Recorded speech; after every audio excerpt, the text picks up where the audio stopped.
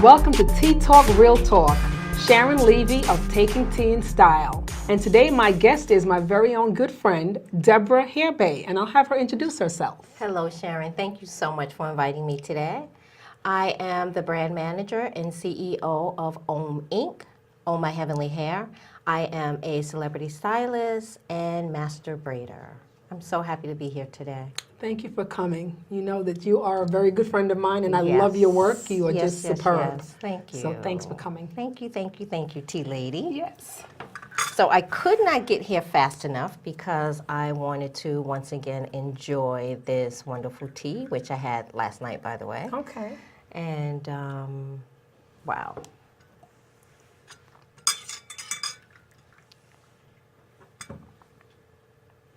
Okay. I'm debating whether I want to enjoy the tea or add the brown sugar to it. I'd say try the tea first. Yeah, okay. Smell it. Okay.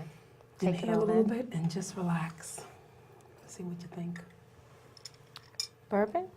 Rum vanilla. Mm. It's actually fabulous like this. Very good. Very, very good. Yeah. Just what we needed. Yes. It's so cold outside. Okay.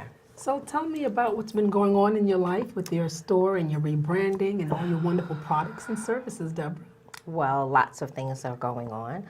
I'm in the process of not so much in rebranding as I am trying to bring more visibility to the brand. Okay. And so I've been doing lots of in-store events and out-of-store events.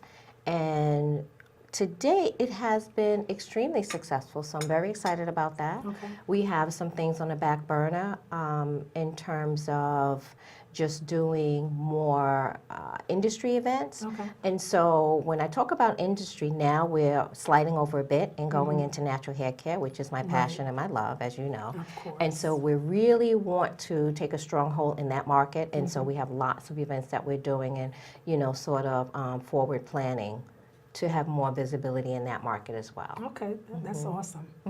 Because, you know, you take such wonderful care of your own hair. It's so hard to believe that you do it yourself. Yeah. You know? Yeah. Back in the day, I used to try to do my own hair, but it never looked as fabulous as yours. I'm quite sure it did. I'm quite sure it did. It is a huge undertaking. I have to do it right now.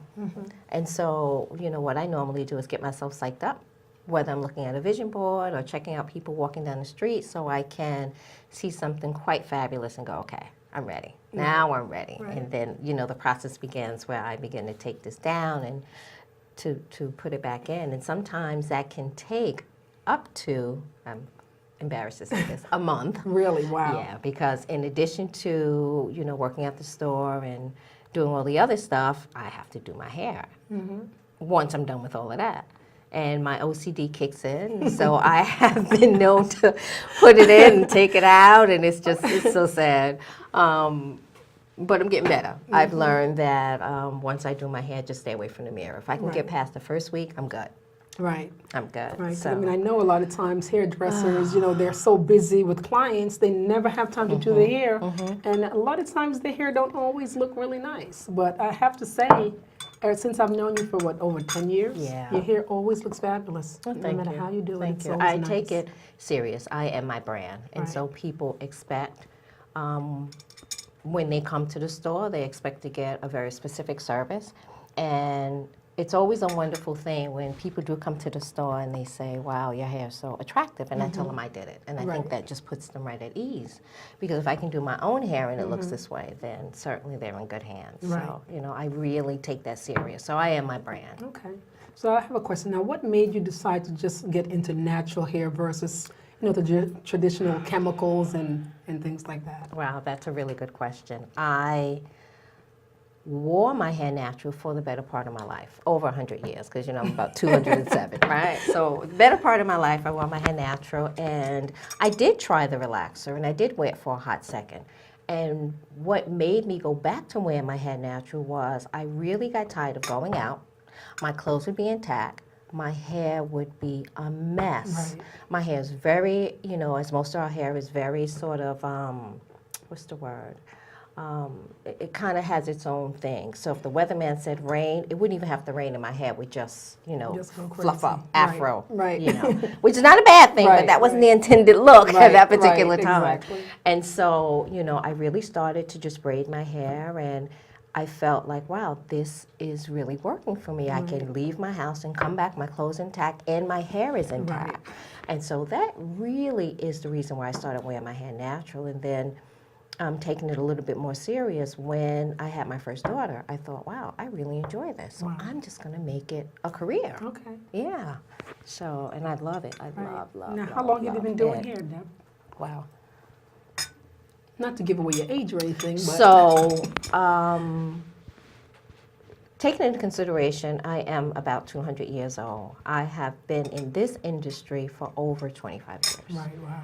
And as a dedicated naturalist in terms of hair care, because I can't say that my diet is 100% natural, but it is a work in progress, and I'm always trying to do better and make sure that my diet is, reflective of the whole natural brand. Right. But about 25 years. Wow. Over 25 years. Wow. Over 25 years. So it's interesting to see the industry go through, all of the things it has gone through, and I feel like the industry in terms of natural hair care is all abuzz now. So people are excited, everybody's going natural and transitioning, and they have all these new terms, and unfortunately, I'm excited, but I'm a little dismayed because we are now in this quandary of texture, and everybody wants to be in this curly texture, and not everybody is a curly girl. Right. A kinky girl or a very textured girl, we all have our place. Right.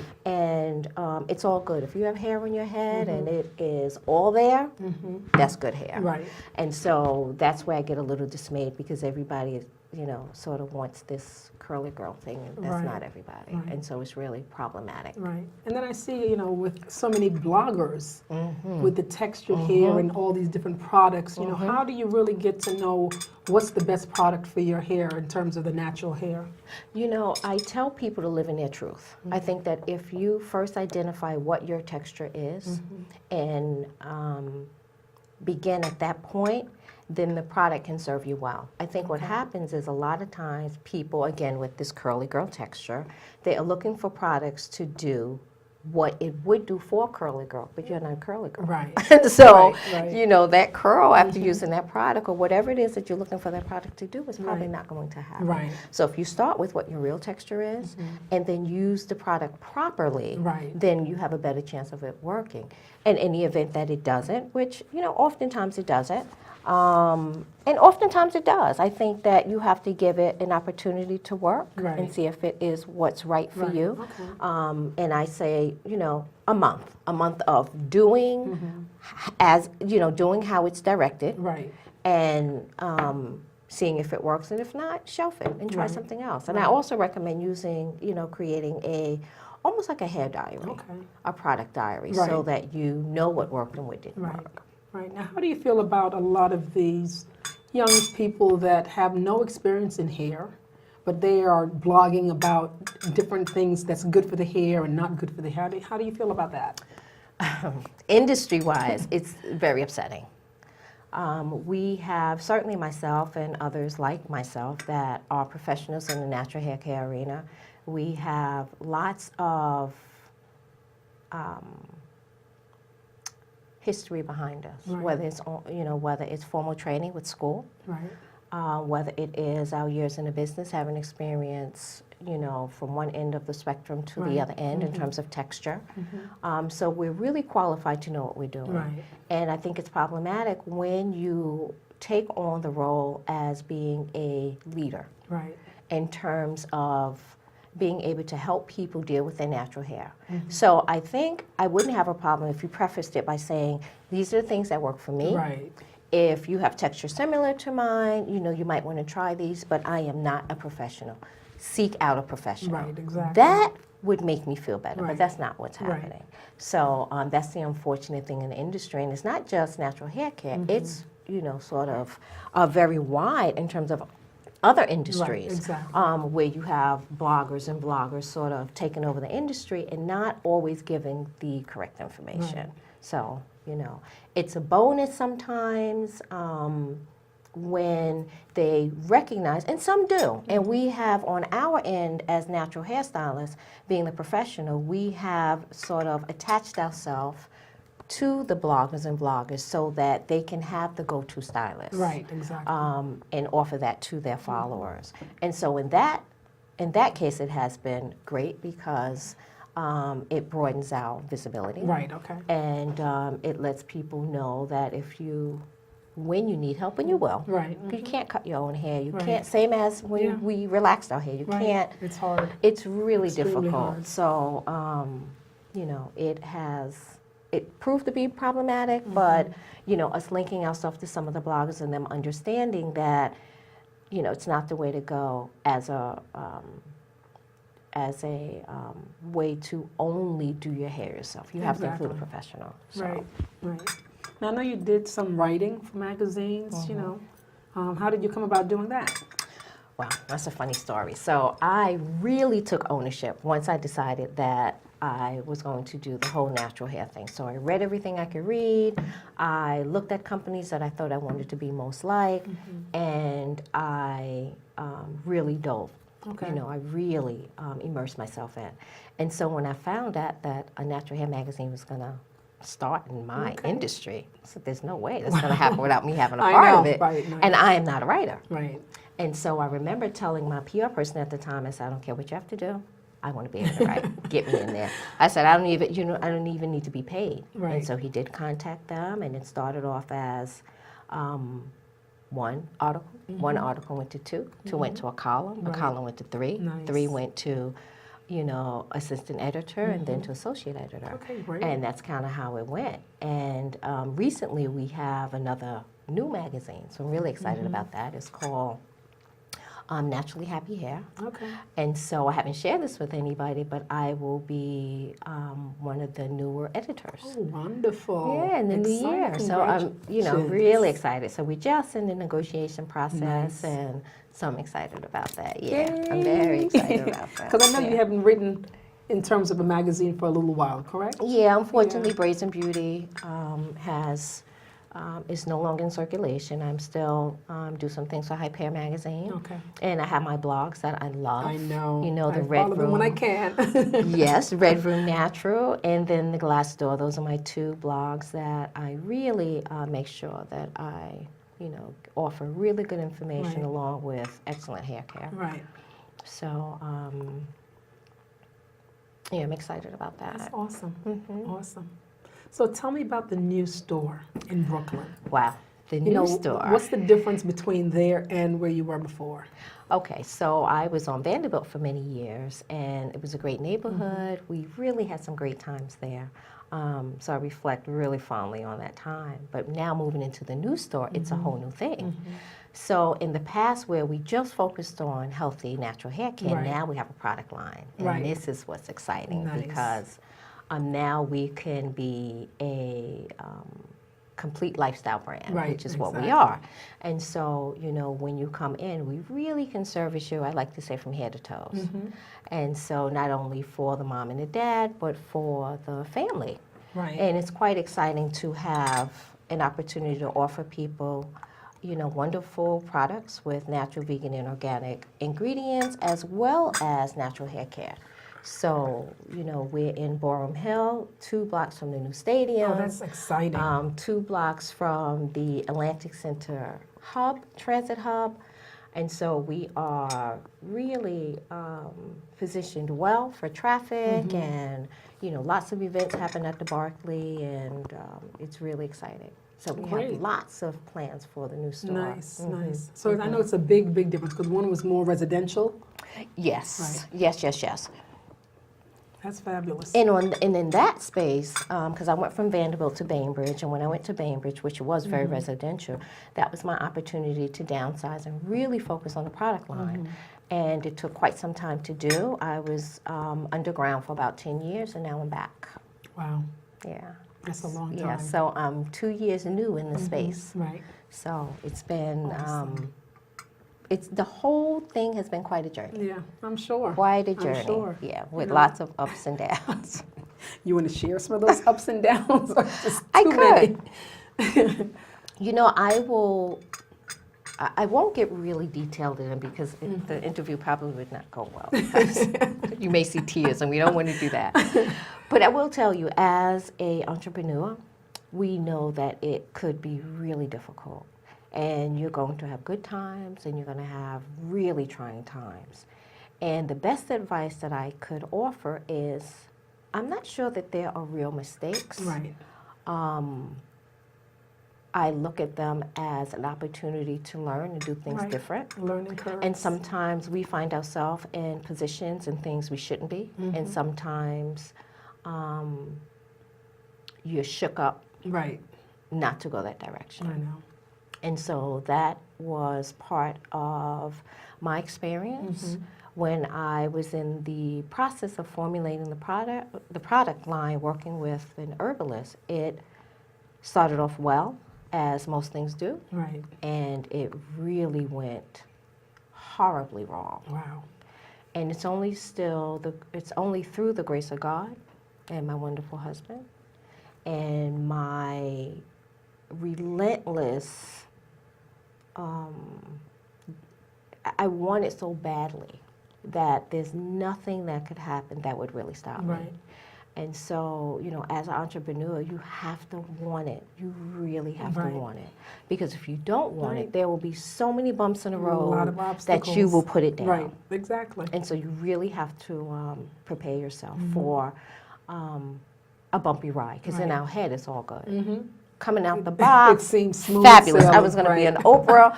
I You know, I came out today. The next day, I was going to be on Oprah. It didn't I quite know. work out that way, but nevertheless, I am still standing, which is Right. my mantra. I am Right. still standing, and I would not change it, as difficult as it was, and it Right. was difficult. It was difficult. You need good people by you, Yes. Miss Sharon. Yes. Thank you so Yes. much for all your Yes. support Yes. and. I know. I know. Thank you for It's- your support and believing in me and always offering a hand or 3 or 5 I know. It's and understanding what it's like to Yeah. be an entrepreneur. Yeah. It's really Yeah. difficult. It's really difficult. and it's, you know, we have this conversation all the time. Unless you're an entrepreneur, and not to knock people that have a full-time job and still are entrepreneurs, but until you have both feet in it, your hands, your heart, your mind, your You soul, have no idea. you don't have You have any no idea idea. of what goes into it. And it's, No. you know, it's not, you know, from the outside it looks easy, you know, but people don't know what we go through. Yeah, like the crying And nights and the so- sleepless nights Right. and the, you know, the aggravation and the no money and the no I money know, and the no I money know. I until it know. actually clicks. Right. You know, I don't know how many businesses open the doors and Oh wow, my it's the gosh. big hit. Yeah. If you do your research and look at, first of all, how long it took for the business to go from not making any money Right. to actually making a Right. profit, you'd be quite surprised. And then you have the thing of most businesses, you have a 3-year sort of lead time. Right, And exactly. so that's a lot of money It is. to be able to maintain. Right, And 3 so, years. you know, with a 9 to 5, pretty much it ends at 5, maybe 7, but for us, it never Right. ends. My mind is running every minute Right. of every second, Right. trying to think of new things and different things. And Even when you go to bed, it's just, your mind it never just can't, stops. it can't shut off. So many It times I never wish I can stops. just shut it off, Yeah. and I can't. Yeah. So sometimes I end up just saying, okay, you know what, let me just get back up because I can't go to sleep. You know, it's rough, but you know, it's when you love what you do, Yeah. and people can see that, Yeah. you know, and the quality. Because as you know, Debra does my hair. Yeah. You know, so she started it anyway. I don't always get to go, But it, you know, good she stuff is started good it. stuff. Yeah.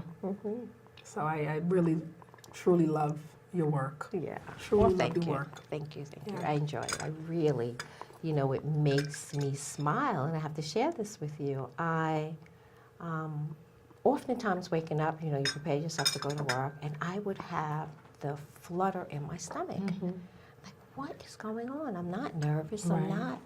And I realized it was the excitement. I was so excited to get to work. Crazy. Right. But I love it. I love it. With all the ups and downs, I really enjoy it. So I get a chance to go and do what I love every day. Right. And even though entrepreneurs might have more downs initially than ups, you must love it. If, because a lot of times you say, okay, let's wait and see, just like in anything else in life. And most people, if it's too many downs, they're out of it. But as an entrepreneur, if you love what you do, that's what's amazing. That doesn't say, though, that if you have put your best foot in, that's true too, and it's not working, Right. I think we have to be wise to know when to stop. Right. Exactly. Because some things are not. Or it might not be the time, Yeah, and so sometimes we have to be, I find myself on more the creative side, and as a creative person, sometimes we're not that financially savvy. Right. And so, that is my goal, and has been my goal, to just business first. Take your heart out of it. Right. And business first. Yeah. And so, that was, I'm very proud that I sort of got there. Right. We can go on and on about, wanting things perfect and just doing things over and over. And that is just, it's ridiculous. It's ridiculous. Nothing's going to be perfect. If we sit around and try to make it perfect, we'll never move on. And letting go. I know letting go is like one of the hardest things. It really is. Because it's like birthing a baby. When your baby cries and when your baby doesn't do the things that you want it to do, you don't toss it to the side. Right. You sort of continue to nurture it and love it so that it will grow to be the thing you want it, the thing you want it to be. But I will tell you, one saving grace is really, there's nothing new, first of all, right? We know that. Right. And so the idea that we've created this brand new thing, and now you're creating all these new roads, you really make it harder for yourself. Right. There are companies that are similar that are doing a really fantastic job. Right. Use those as an example. Right. That has been my saving grace. I look at those companies that are doing what I would like to do. Right. Excuse me, not so much in the same, and it doesn't have to be in the same Right. industry. Just look at that company that has positioned themselves in a way that you want to have your company run. And it's a great way to sort of lay down a foundation with an example that's already there. This is nothing new. So I think sometimes we make it harder for ourselves and sitting down recreating things that we don't have to. 'Cause I think we want to make it so different, you know what I mean? So And you it can will be be different. unique. Right. And that's sometimes the problem. Yeah, but I think there are some things that are the same. The way you treat your employees, the way you market, and there are some real truths. There are some things that really don't change. Right. So the particulars of your company, that's different. Right. But there are some real foundational things that stay the same. Right, And so you can use that as an example too. Paying your taxes on time, and keeping great records, and all those Definitely things. Great records is important. Running a company, and at this stage of the game, not only are we the CEO, Right. brand manager, and receptionist, and floor mopper. I know. It's a lot. When we can get family to help, thank God for family. For real. Yeah. Wow. So how are you doing any like care shows or anything like that? I am planning there are two big events coming up in our industry. One is International Natural Hair Meetup Day. Okay. And the other one is Lock Appreciation Day, and that's June nice. 28th. Okay. And so those are two really big industry events that you have to have a major impact on. And so those are two things that I'm working on. I'm also working on creating an international holiday. Oh, wow. And so, I define myself as a master braider. Right. And although I'm a licensed cosmetologist and natural hairstylist and all of these other things, I am a master braider. Okay. And so it is my goal to have that day be reflected as an official holiday. Wow, that's wonderful. To reflect the artistry and the history as an African American woman. Right. And celebrate it that way. And I'm looking for the date to be July 19th. Okay. And so that's a big project that I'm working on. I was going to say That's a really big project. Right. So I'm excited about Okay, that that sounds because, great. you know, when I start something, I know. Yeah. You'll do it. yeah. Now, just what exactly does it take for you to be a master? You said A master braider? Master braider. Okay, so Master Braider has mastered every part of what we consider braiding. So, you know, you're twisting, you're locking, the intricacy of the braids, the stitch, the parts. Think of it as a seamstress or tailor, right? Because a tailor is someone that has the skills to make the garment and make sure that it's finished in a way that is attractive and sellable, right? And so as a master braider, I have been trained in the area of natural hair care, self-trained, because when I actually went to school, there were no natural hair schools to go to. Right, there wasn't. Not at all. So I had to be, you know, I had to go and get my license as a cosmetologist. And then myself and 3 other women formed a panel, and we actually helped to create the license in New York so you could go to school. Wow. And so, you know, I'm really proud of that because, really proud of that. And so, but in terms of the master braider, it's just my years in the business, in the industry, really specializing in braids. Right. And so what's nice about that, now having gone forward and created the opportunity for other women to now, you know, do natural hair care and get a license in New York. I'm a proctor for the state. Right. Okay, and great. so I get to, watch other young ladies, you know, kind of go through the whole testing process. Now, do they have that in Jersey? State by state. No, state by state. State. So you're not going to take that challenge since you're living in Jersey. I really. Now, was that a lot of work? It's a lot. Wow. It's a lot. It's a lot.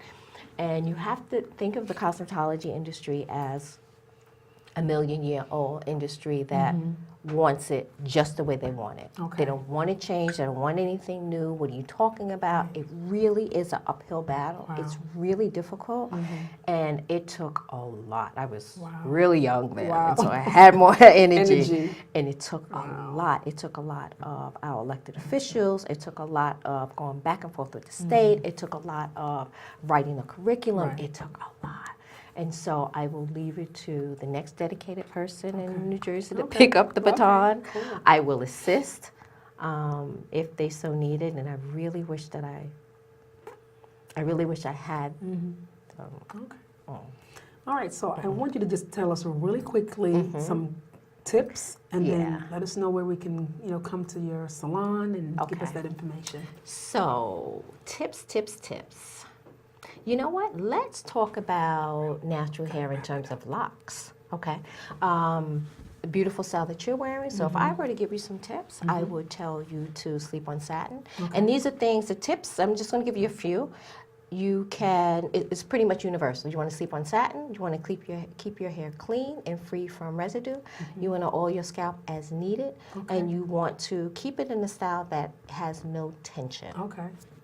That sounds wonderful. So let us know your website and your contact information so we can go and visit and learn a little bit more about your store. Thank you. So the website is ohmyheavenlyhair.com.